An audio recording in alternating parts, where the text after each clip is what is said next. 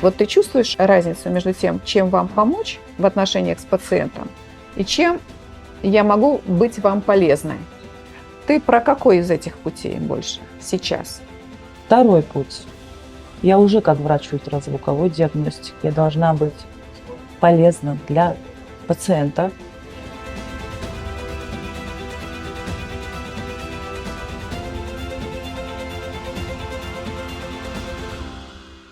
Что сегодня профессия врача и врача в области ультразвуковой диагностики дает тебе как человеку, тебе как женщине, тебе как маме, как специалисту? Вот как ты себя чувствуешь в этой профессии сегодня?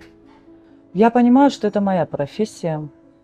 Я хотела быть врачом с детства. Если вернуться в детство, врачом я стала, потому что я этого очень сильно желала в первую очередь.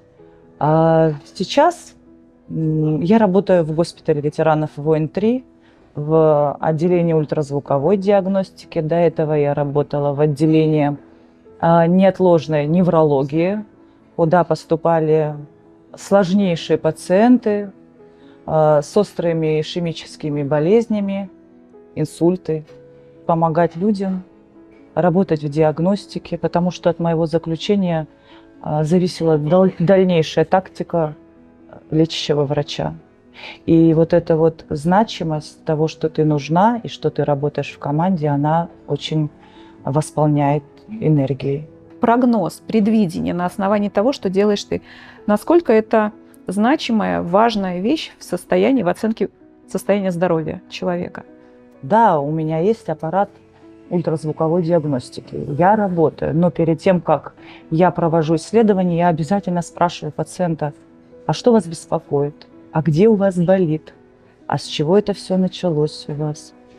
И на основании тех жалоб, о которых пациент рассказывает, ты уже думаешь, значит, ищем, скорее всего, что-то в сонных артериях. То есть, если это инсульт, то, конечно, мы должны исключить тромбоз сосуда. И ты уже прицельно знаешь, на что тебе внимательно нужно обратить внимание. Внимательнее подойти к этому вопросу. Бывает такое, что ты предвидел, и все совпало. Твоя картина на экране совпала с тем, что ты думала, что это могло бы быть. А бывают совершенно неожиданные ситуации, когда ты не ожидала, что может быть какое-то новообразование, к примеру. Когда, допустим, пациент даже и не знал о том, что он болеет, а тут и жаловался, но он не знал, он пришел, и мы вот выявили у него какое-то новообразование, к примеру. Таких примеров много. А как можно совмещать? То, что я работаю в стационаре, это большой плюс. Я вижу результаты своих исследований, я уже знаю, и даже после операции знаешь, что это за образование.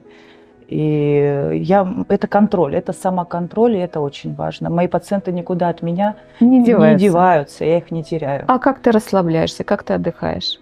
Когда ты не думаешь о профессии, как ты можешь себе это создать такой мир, в котором профессии нет какое-то время? Я занимаюсь домашними делами, мои дети меня очень дружно и с любовью встречают, и вся усталость моя на этом заканчивается. И не хотят отпускать маму на работу они тоже. Не хотят, но они уже привыкли к этому. Ты себя считаешь москвичкой, или ты абхазка, или ты сахумчанка, или ты... Вот как ты себя идентифицируешь в Москве? Ты кто? Я абхазка однозначно. И я не москвичка, я училась в городе Киров. И в определенный момент я решила именно в Москву ехать, потому что Москва – это город возможностей. И я понимала, что здесь я получу качественное образование, я целенаправленно знала, куда я хочу, на какую кафедру я хочу. Я, в принципе, переехала в Москву в никуда. Моя цель была выучиться на врача ультразвуковой диагностики, а там уже смотреть, что из этого выйдет. Как часто ты общаешься с абхазами, и что тебе дает это общение? Но мы с абхазами встречаемся и на танцах, куда я вожу своего ребенка. Любимый Амцепс, привет. Любимый Амцепс, очень любимый, очень атмосферный Амцепс. Это маленькая Абхазия. Ну, мы ездим каждую субботу-воскресенье на танцы. Это 1,5 часа в дороге, но нам это очень нужно, чтобы дети понимали, что есть абхазские танцы, есть Абхазия, есть общество, как себя вести в этом обществе нужно. С абхазами мы практически постоянно на связи и по телефону, и А по дети говорят на видеосвязи. абхазском языке? У меня старший сын говорил только на абхазском языке, но как мы пошли в садик, наша ситуация изменилась. Садик стал преобладать, но он все понимает. Понимает Анри, абхазский язык. Говорит Родион, говорить ему посложнее, конечно, но всю обращенную речь он понимает хорошо. Когда они бывают в Абхазии, что для них самое ценное? Они же привозят какие-то воспоминания сюда, в Москву. О чем они вспоминают? Что им нравится особенно? С кем они общаются там?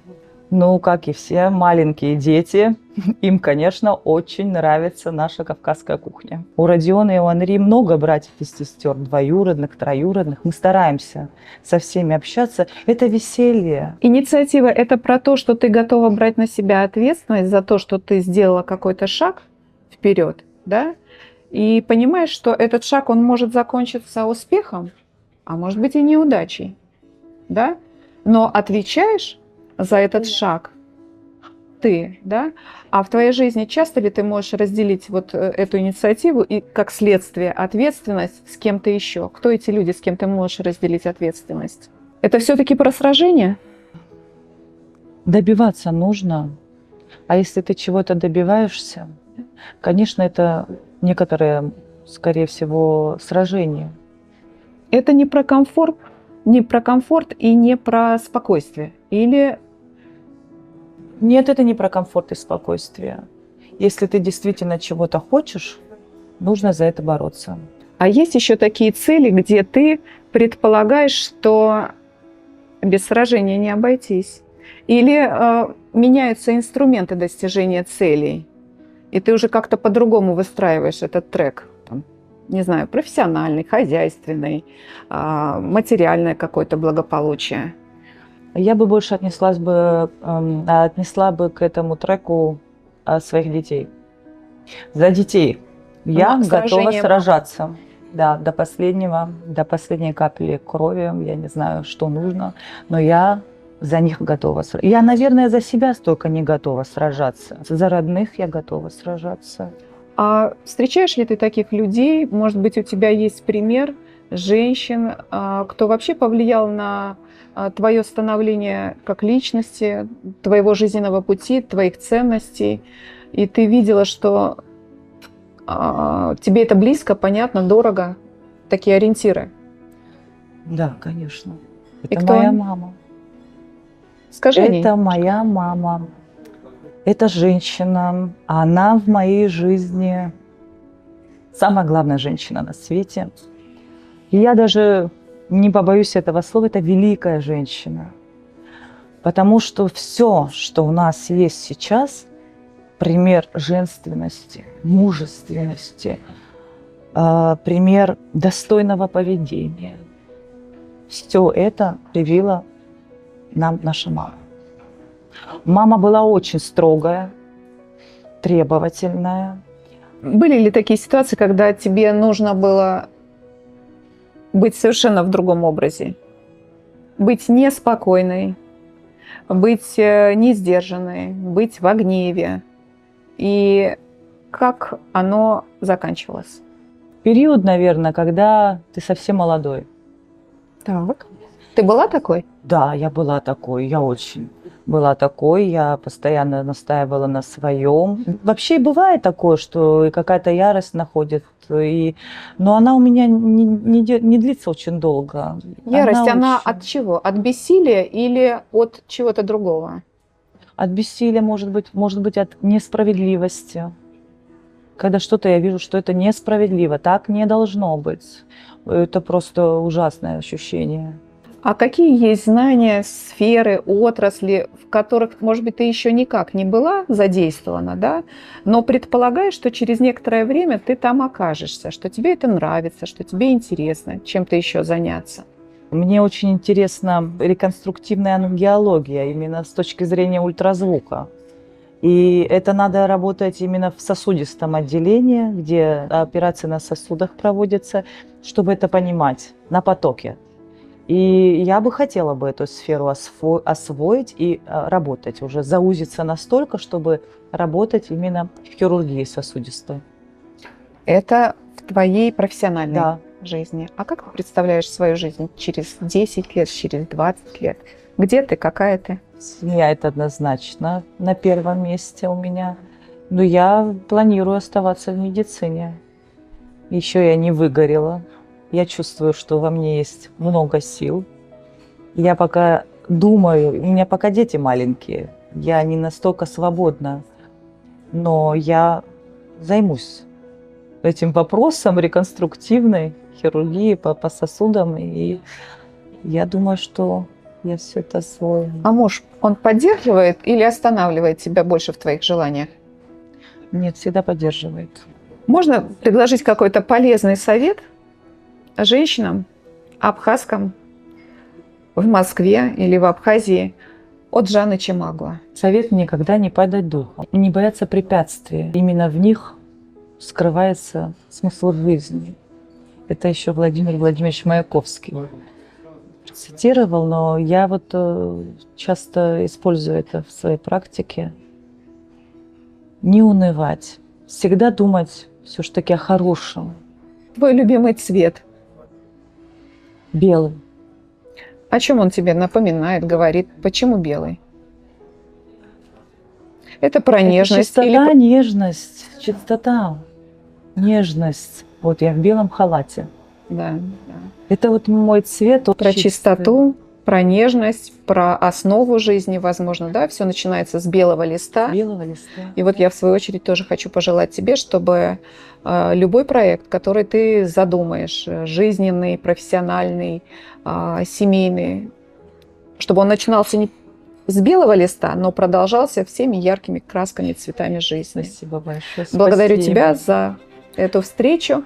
И, возможно, какие-то еще не заданные вопросы и не прозвучавшие ответы, но которые, пусть они реализуются в жизни. И, как ты верно сказала, могут быть какие-то препятствия, и ты сейчас уже знаешь, что можно до них не доходить, можно их обходить. Это всегда вопрос нашего выбора.